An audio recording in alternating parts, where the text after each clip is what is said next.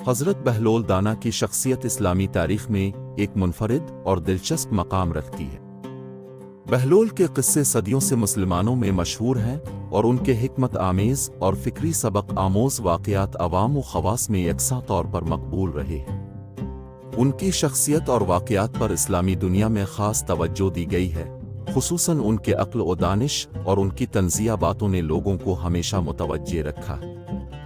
بہلول کو عموماً ایک صوفی شخصیت کے طور پر جانا جاتا ہے جو دنیاوی معاملات سے بالاتر ہو کر حق کی بات کرتے تھے۔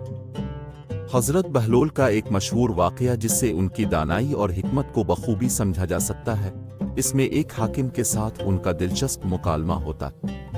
یہ واقعہ ہمیں دنیاوی دولت، عہدے اور رتبے کے مقابلے میں اخلاقی اور روحانی قدروں کی برتری کا سبق دیتا ہے۔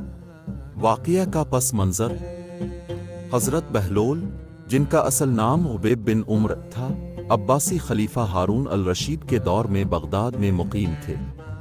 اب درباری علماء اور دانشوروں میں شمار کیے جاتے تھے، مگر ایک وقت ایسا آیا جب انہوں نے دنیاوی عہدوں اور مال و دولت کو چھوڑ کر فقیرانہ زندگی اختیار کر لی۔ بہلول نے اپنا ظاہر ایسا بنا لیا جیسے وہ مجنون ہوں، لیکن در حقیقت ان کی ہر بات میں حکمت اور دانائی چھپی ہوتی تھی۔ ایک دن بہلول بغداد کی ایک گلی میں بیٹھے تھے جب خلیفہ ہارون الرشید وہاں سے گزرے۔ خلیفہ کو بہلول کی باتیں اور ان کا طرز زندگی ہمیشہ حیران کن لگتا تھا، اس لیے وہ رک گئے اور بہلول سے بات کرنے کا ارادہ کیا۔ خلیفہ نے بہلول سے پوچھا، اے بہلول، تم یہ بتاؤ کہ اس دنیا کی حقیقت کیا ہے؟ بہلول مسکرائے اور اپنے مخصوص انداز میں جواب دیا، اے خلیفہ، اس دنیا کی حقیقت خواب کی مانند ہے۔ جیسے ایک انسان رات کو خواب دیکھتا ہے اور صبح وہ خواب ختم ہو جاتا ہے، اسی طرح دنیا کی یہ عارضی زندگی بھی جلد ختم ہونے والی ہے۔ خلیفہ حیران ہوئے اور مزید سوال کیا، اگر یہ دنیا خواب کی مانند ہے تو پھر کیا ہم اپنی طاقت اور دولت سے کچھ حاصل نہیں کر سکتے؟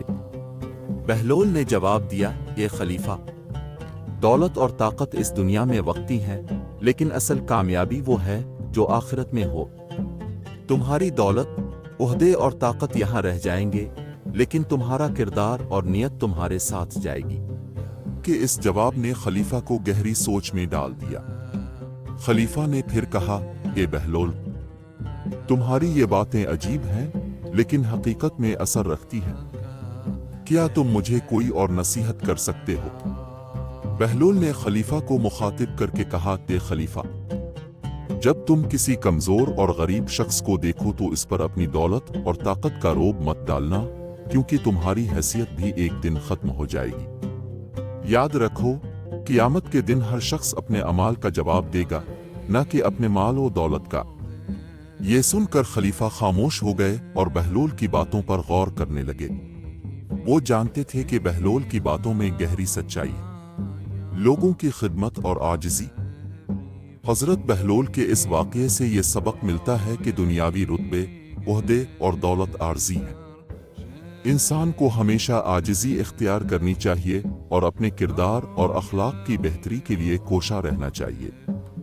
حضرت بہلول کی زندگی کا یہ پہلو ہمیں بتاتا ہے کہ صرف وہی انسان کامیاب ہوتا ہے جو اپنی حقیقت کو پہچانے اور دنیا کی فانی حیثیت کو سمجھ لے۔ حضرت بہلول دانا کی یہ واقعات در حقیقت ایک گہری اخلاقی اور روحانی تربیت کے حامل ہیں۔